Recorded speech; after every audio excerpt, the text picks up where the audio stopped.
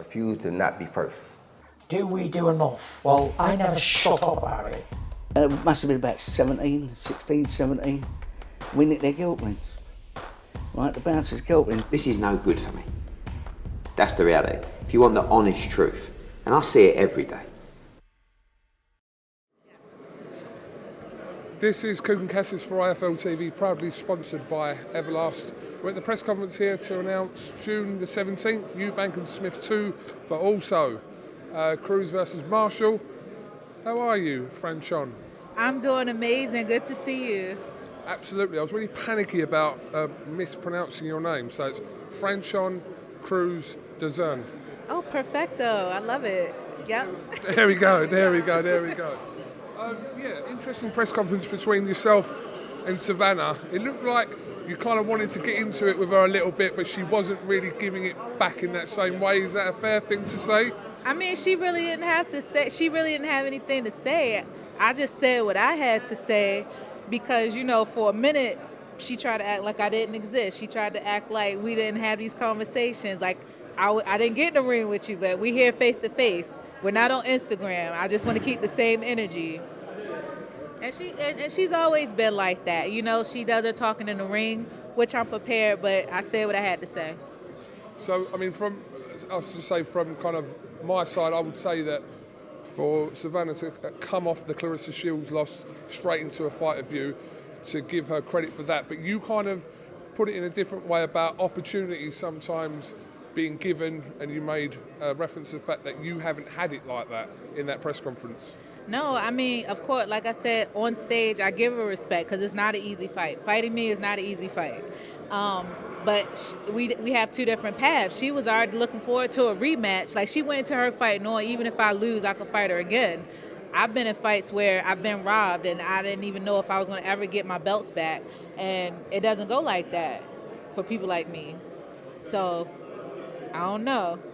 I suppose if those opportunities had come, you take them when you can take them, surely, yeah. Which is what Savannah's doing right now. Yeah, hey, commending to her. Like, I respect her. She has pedigree. She's a two-time Olympian, former world champion, former pound for pound. So I'll never take anything away from her. But she can't fuck with me. Respectfully. How long ago was your fight with Savannah? How many years ago was that? 2011. I fought her before Clarissa. Right. That's a fair long time ago. Obviously, we know the history between Savannah and Clarissa that was publicised a lot in their build-up. But, yeah, this one was just prior to that. No, I was there. That's what people don't understand. I was there. Even when Clarissa didn't get the decision against her, I was there. I was talking to Clarissa. I said, be patient. What's for you is going to be for you. And she went from being sad there to going and winning the Olympics, dominating. So I've always been there. I've been the fly on the wall. Now I'm here. I'm popping out. Did you ever imagine back then, which is 12 years ago now, that women's boxing would be in the position it's in?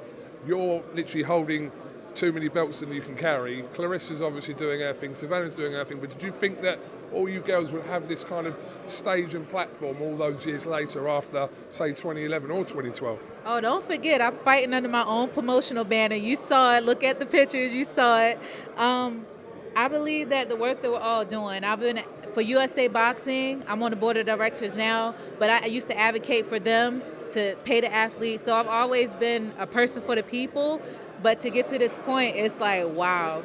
Like, I knew it would happen because we had some people like Katie Taylor. We all been fighting for a long time.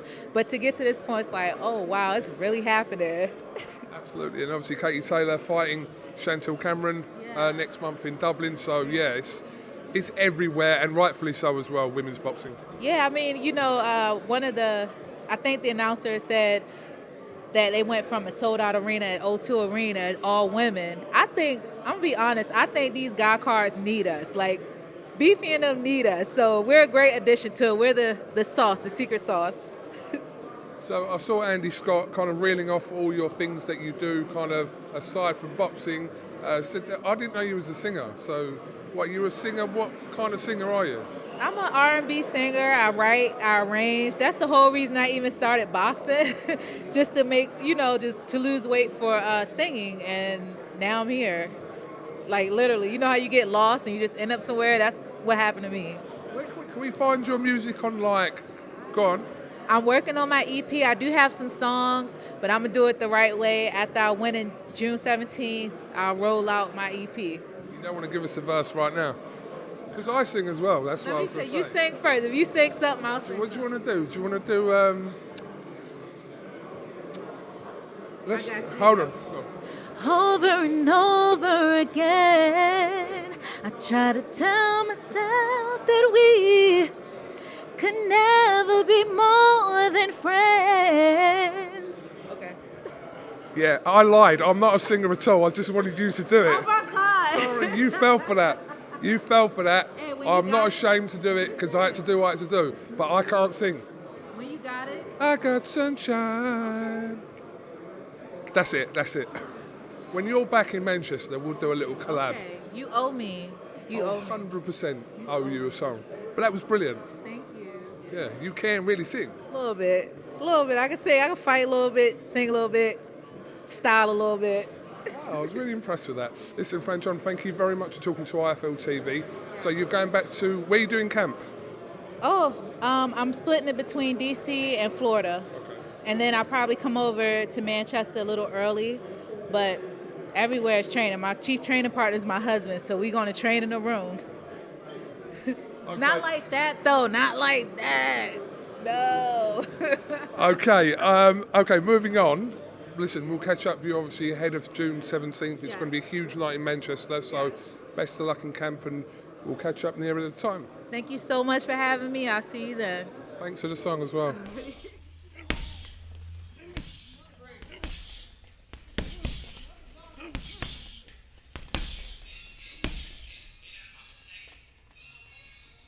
I refuse to not be first.